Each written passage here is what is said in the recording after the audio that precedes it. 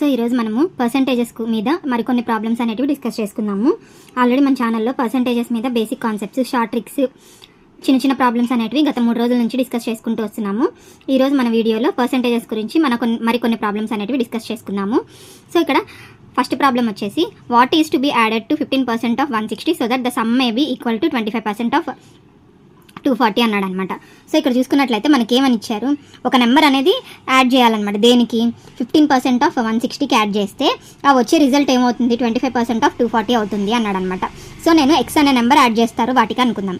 So X plus 15% of 160 is equal to 25% of 240 అవుతుంది అన్నాడు. So X plus 15/100 into 160 is equal to 25/100 into 240. 0 0 cancel చేసి 5 3s 5 2s 2 1s 2 8s అనమాట. అలాగే 25 1s 25 4s 4 1s 4 60s అనమాట. So X plus 3 8s 24 is equal to 60 వస్తుంది. So X అనే number ఏమవుతుంది అప్పుడు 60 - 24 దట్ ఈజ్ ఈక్వల్ టు 36 అవుతుంది అనమాట. సో ఇక్కడ సెకండ్ క్వశ్చన్ చూసుకున్నట్లయితే out of 2 numbers 40% of greater number is equal to 60% of the smaller. If the sum of the numbers is 150 then the greater number is అన్నాడు అనమాట. So ఇక్కడ 2 numbers ఉన్నాయి అన్నాడు.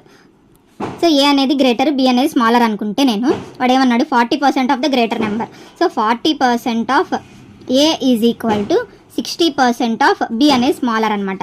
So మళ్ళీ ఏమి ఇచ్చాడు, sum of the 2 numbers A plus B is equal to 150 అనేది ఇచ్చాడు అనమాట. So 40/100 into A is equal to 60/100 into B.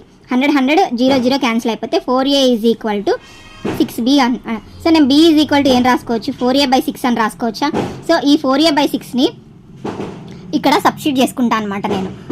So A plus B ప్లస్లో 4a/6 ఈజ్ ఈక్వల్ టు 150. 6 ఇక్కడ తీసుకొని 6a plus 4a is equal to 150.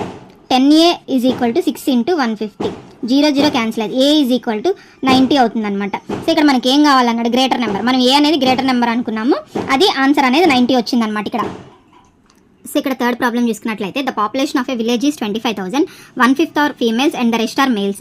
5% of males and 40% of females are uneducated. What percentage on the whole are educated అనమాట. So ఇక్కడ total population వచ్చేసి 25,000 members ఉన్నారు.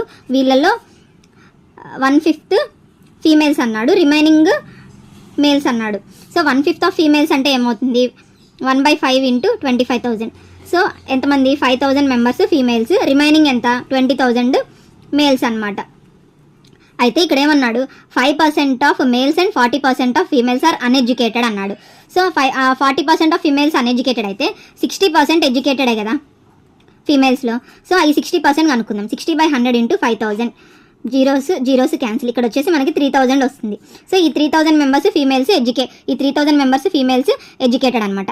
అలాగే 20,000 males ఉంటే అందులో 5% అన్ఎడ్యుకేటెడ్ అన్నాడు. అంటే రిమైనింగ్ 95% ఈ మేల్స్ రిమైనింగ్ 95% ఎడ్యుకేటెడే కదా. సో 95/100 ఇంటూ 20,000 అనమాట. So zeros cancel. సో ఇది చూసుకున్నట్లయితే 19,000 వస్తుంది ఈ వాల్యూ. సో ఇక్కడ మనకి ఏం కావాలి, what percentage of the whole are educated. మొత్తం ఎడ్యుకేటెడ్ మెంబర్స్ ఎంతమంది, మేల్ ప్లస్ ఫీమేల్ ఎంతమంది, 3,000 ప్లస్ 19,000. సో వీళ్ళు ఎంతమంది అవుతారు, 22,000 మెంబర్స్ అవుతారు. ఈ 22,000 మెంబర్స్ 25,000లో ఎంత పర్సెంట్ అన్నాడు. సో ఇప్పుడు ఏం చేస్తాం, 22,000/25,000 ఇంటూ 100 అనమాట. సో ఈ zeros cancel, 0 0 cancel. 5 2s 5 5s 5 1s 44s. So ఇది ఆన్సర్ 88% అవుతుంది అనమాట. సో మొత్తం టోటల్, సో ఇది మొత్తం 88% అనేది టోటల్ ఎడ్యుకేటెడ్ మెంబర్స్ పర్సెంటేజ్ అవుతుంది అనమాట ఆ విలేజ్లో.